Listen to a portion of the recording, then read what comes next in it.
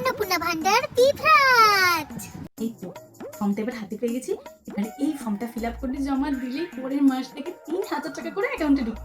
তুমি তো আমাদের 3,000 টাকা করে করছো। তুমি যদি আমাকে প্রত্যেক মাসে 3,000 টাকা করে হাত খরচা দিতে, তাহলে কি আর আমাকে 12 পাতার ফর্মটা ফিল আপ করতে হতো?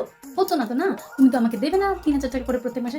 তাই এখন এই 12-14 পাতার এই ফর্মটাই আমার ভরসা। বাবা কিছু বলার দরকার নেই, নাহলে আবার আমার থেকে 3,000 টাকাটা নিয়ে নেবো। ও বাবা, এ তো দেখি আধার কার্ডও লাগবে বাড়ির সকলে। যাই বাবা, তাড়াতাড়ি করে গিয়ে শাশুড়ি মায়ের থেকে সবার আধার কার্ড করে নিয়ে আসি। ও মা, মা, ও মা। হ্যাঁ বৌমা, বলো কি দরকার? মা, বলছি কি বাড়ির সবার আধার কার্ডগুলো আমাকে একটু দিন। হ্যাঁ, তা সবার আধার কার্ড নিয়ে কি হবে? আসলে মা, অন্নপূর্ণা ভান্ডারের যে ফর্মটা নিয়ে এসেছি না, ওইটাতে সবার আধার কার্ডের ডিটেলসগুলো আমার লাগবে, নাহলে তো টাকাটা পাবো না সামনের মাস থেকে। তা গতবার তো লাগেনি যখন তুমি লক্ষ্মীর ভান্ডার অ্যাপ্লাই করেছিলে, কিন্তু অন্য সরকার ছিল।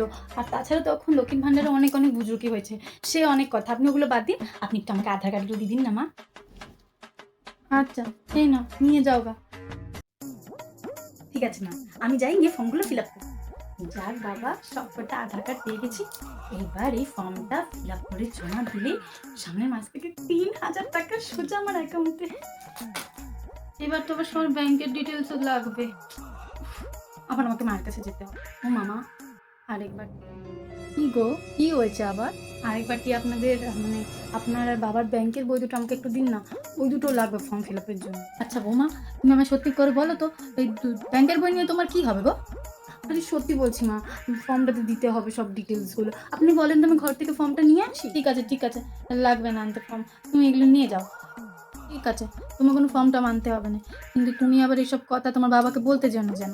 জানোই তো মানুষটা কেরো, আবার এসব জানলে গোটা বাড়ি চেয়েছে মাথায় তুলবে। আচ্ছা আচ্ছা ঠিক আছে মা, আমি যাই ফর্মটা ফিল আপ করি। যাক বাবা, এইবার আমি ফর্মটা ফিল আপ করি।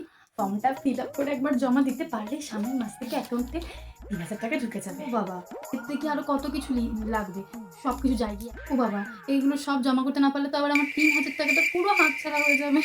ও মা, মা, বলে ফেলো মা, তোমার কি কি লাগবে আমার একবার পরিষ্কার করে বলো তো দেখি। ভোটার কার্ড, রেশন কার্ড,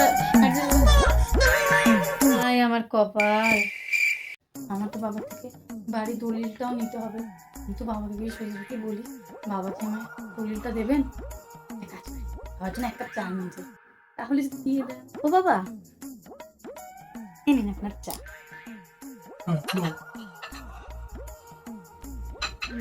বাবা, হ্যাঁ বলো, কি বলতে চাও? ইয়ে মানে আসলে মানে আমার একটা কথা ছিল আপনার সঙ্গে বাবা। এসব হ্যাঁ না এটা সেটা না বলে আসল কথাটা বলো, বলো কি বলতে চাও? কি বাবা, আমার না একটু এই বাড়ির দলিলটা লাগবে।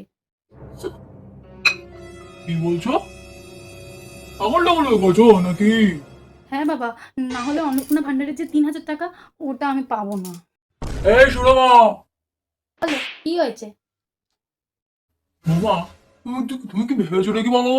তুমি আমার থেকে আমারই বাড়ির দলিলটা হাতিয়ে নিয়ে নিজের নামে পুরো পৈতৃক সম্পত্তিটা লিখে নেবে, আর এটা আমি বসে বসে দেখবো?